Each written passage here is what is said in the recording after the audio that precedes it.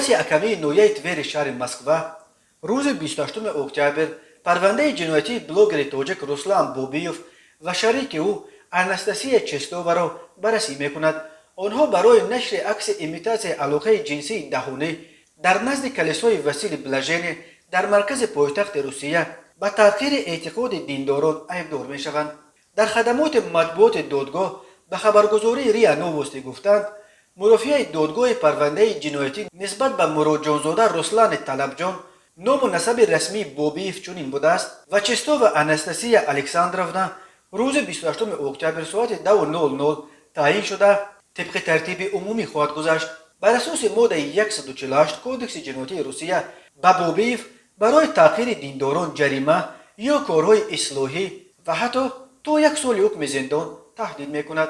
خود رسلان بوبیف بعد بازداشتش در یک ویدیو که مقامات حفظ حقوق در حالت تحقیرآمیز از جمله از درون باردان ماشین ثبت و پهن کردند برای عکسگیری در نزد کلیسا و هم برای به آن دختر پوشانیدن لباس پلیس عذر پرسید و التجا کرد که او را به تاجیکستان دپورتاسیون کنند. دیگر هیچگاه دست به چنین کار نمیزنند. قسم خورده بود او در رفت ثبت.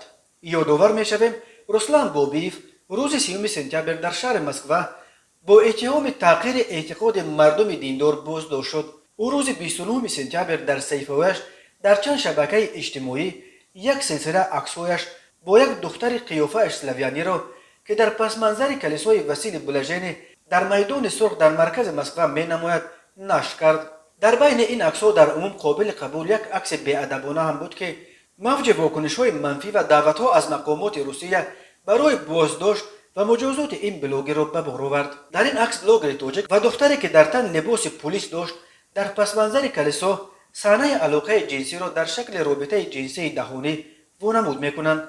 رسلان بوبیف در زیر این عکس اغوا برانگیز نوشته است که کودکس مهنت کودکس جنایتی نیست، آن را میتوان ویران هم کرد.